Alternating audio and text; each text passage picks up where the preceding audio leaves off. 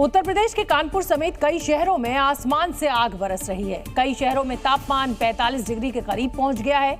भीषण गर्मी और आसमान से बरस रही ये आग अब जानलेवा साबित हो रही है, क्योंकि सिर्फ कानपुर देहात में ही 24 घंटे में 7 लोग अपनी जान गंवा चुके हैं और दावा है कि इन सभी लोगों की मौत लू लगने की वजह से हुई।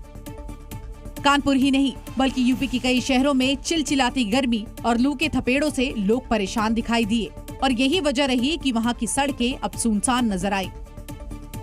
लू के थपेड़ों और गर्मी के चढ़ते पारे से न सिर्फ लोग परेशान हैं, बल्कि किसानों की फसलें भी प्रभावित हो रही हैं। यूपी के फिरोजाबाद में कुछ ऐसा ही नजारा दिखा।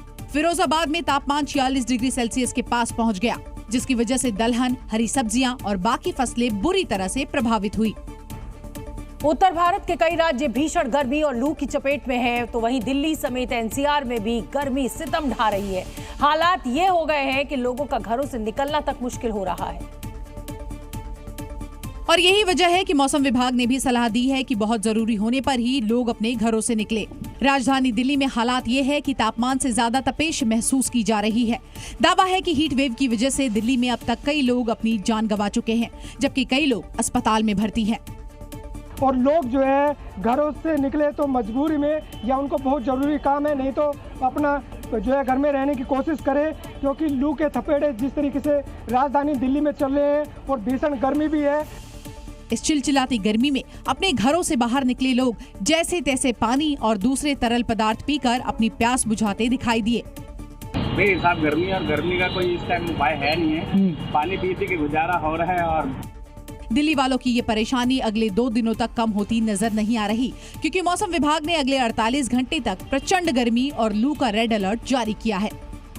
दिल्ली एनसीआर में गर्मी की वजह से मौत का आंकड़ा भी लगातार बढ़ रहा है। अगर हम मौत के आंकड़े की बात करें तो दिल्ली में बेघर लोगों पर गर्मी सबसे ज्यादा भारी है। 11 से 19 जून के बीच जब हीट वेव सबसे ज्यादा रही, उस दौरान 178 बेघरों की मौत हुई। इस दौरान तापमान 44 डिग्री सेल्सियस के आसपास बना रहा। इसके अलावा नोएडा में 24 घंटे में 14 लोगों की संदिग्ध मौत हुई है। गर्मी और लू लगने से इन लोगों की मौत की आशंका जाहिर की जा रही है। वहीं गाजियाबाद में 3 दिन में 42 लोगों की मौत हुई है।